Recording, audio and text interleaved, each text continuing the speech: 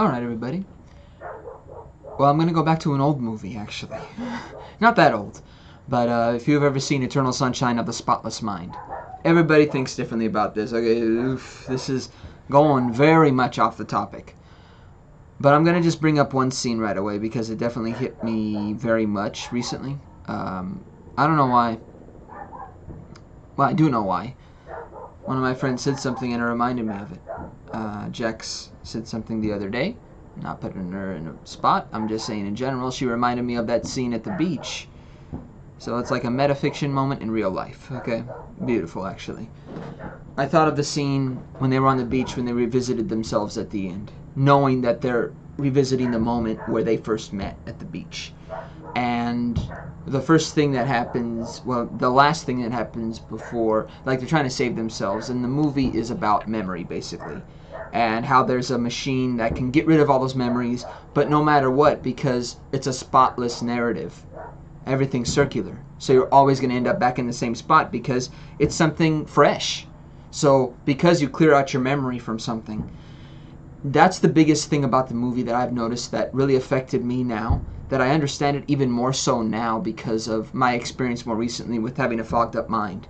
So to me, Eternal Sunshine of the Spotless Mind is kind of telling you, why bring up those cyclones of ideas, of cliches, of all this stuff? Like, everything comes from some sort of truth, but there's also the essential part of what the fuck we want. Okay, who we are. Like, if those cliches don't add up to much for ourselves, why use them? Why identify with them? Why create any ideology behind them for our lives? Create your own philosophy and ideology behind it so that you don't have to completely recontextualize your life every time. Eternal Sunshine of the Spotless Mind does that.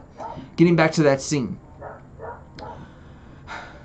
Clementine says to Joel, you know, it's going to be over soon.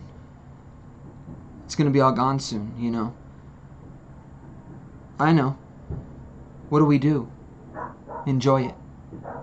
The one thing I enjoyed about Eternal Sunshine of the Spotless Mind, I'm moving around a lot in this one. Be careful. But it's understanding of building towards a lasting relationship, but understanding that not all lasts. The one thing that is in the middle of that is the idea of you want something fresh, something new, something exciting or whatever, you know. I'm a person who's lived in the same place for a very long time. My motif is I can definitely pick up on something new, but it will have its everlasting effect on the fact that I will be missing this place in some way. Some version of me will miss that. I think the difference is that I'm willing to take that step. That risk is there. The possibility is there. I said something the other day about opportunity, but I was wrong. I better say this. There's a lot of things, personally, that affected me about this movie, but I really think it genuinely missed a lot of parts. It missed a lot of parts about family that may not agree with you. That family may have different ideas about you. The traditional things and the instant gratification things. It definitely hit on the instant gratification things. Like, I've met more Clementines probably in my lifetime than I could imagine, without even thinking about it. And it's not necessarily putting that down. I don't know what to say about it. It's just that one thing I've learned is that my mind, in a recent situation, I was told, you know, anything you have in your mind, keep it up there. But the thing is, that doesn't work. That makes you a worse person, and it makes you take out fuel for the fire about every situation you're in. So to me, Eternal Sunshine, Spotless Mind saves people from arguing. So, okay, let's not talk about that anymore, kind of thing. You know, I mean, it's not necessarily in a bad motivation. It's just that, how do you deal with something that's still in you? You know, and concealment, I can tell you that doesn't work for me. I've tried that. The DTA approach, the things that don't affect my responsibility and my recognition of who I am. So when I think about Eternal Sunshine, Spotless Mind, another favorite scene of mine is where Clementine gets the visit by Patrick and goes to the same place that she went with Joel, screaming. and just like saying, I gotta get out of here, leave, leave, running back to the house and everything, getting her stuff together and just crying, and getting the tape, getting all that stuff back from the situation with Joel, and saying, where did this come from? What is this about? And going to Joel and finding out everything. And like the things that you don't say to your partner. That's it. Like, that's the thing that I think is missed in that movie, that those tapes and everything they say, they never said to the person across from them. Joel never said that to Clementine. Clementine never said that to Joel. Like, the thing about what I've learned about personality and character is that stuff you can see in a lot of ways right away. That's how I know I'm interested, intrigued to know somebody better. But the things you can't see are things you need to talk about. Are things like, I felt this way in this situation. If you feel jealous in a certain situation, or even if it's not jealousy, even if it's something that's brought into your head from other situations around you. Hey, this happened. This person told me this, and it implanted this idea in me, and it hurt. So because if you deal with that, you won't be fogged up in the mind anymore, and it won't be fucked up in the mind because of it. But if you develop those things and just keep them in here, I don't know.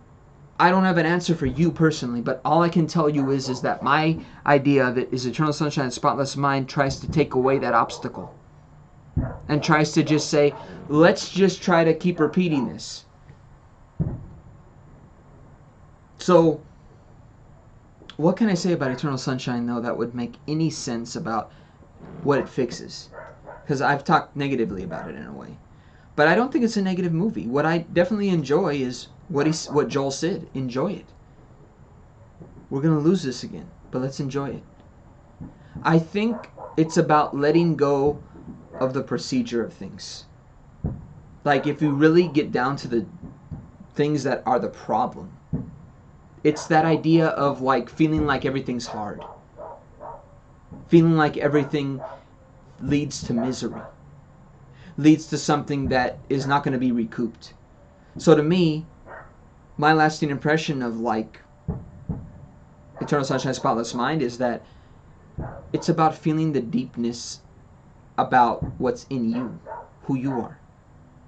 Hey, what am I? What's my inner works, my within? What is coming out of that? What's coming out of fruition with that situation? Well, everything. I have these strong feelings for this lady. It's developing. It's starting up for me. Even if it's one-sided, it's still a part of me. So, Eternal Sunshine of the Spotless Mind. I know I really brought up only one scene of it, but the movie made me cry a lot. I think I've watched that movie every time, and every single time it's made me cry. It's beautiful. Beautiful film, metafiction, and it's a circular narrative, because it's telling you things in a different order. And, there's been movies like that don't tell you things in order. But I think it really recontextualizes the idea of how we remember things too. Do we remember when we first meet somebody, or is there some other event that brings out something? I can tell you I do that all the time, so I definitely can tell you that if I meet somebody, I may not have that force and that energy right there, but it's not because that force and energy isn't there, it's because something else is taking its place for the moment. There's other situations, other ideas that are there that haven't come out yet, and that haven't been explained, I guess, to me. And so, I don't know, Eternal Sunshine, Spotless Mind, what can I tell you about it? I'm just enjoying it, about life, I don't think I needed to force myself to do anything. In fact, I feel like if I don't live by a monotonous nature, then I'll just continually take the path and say, hey, you know what, this person or this situation, and you kind of know from that idea that, hey, you know what, this is the person I want to know most, and this is something I want to be interested in. And like for me, I'm like Joel in that aspect, because I don't think Joel in the whole story ever really did something that was fully like, okay, the physical ideology. Oh, look at that ass, look at those tits, look at this. I'm a thigh rubber, but that's because thighs. Oy, oy, oy. But very emotional, very good. Love the movie.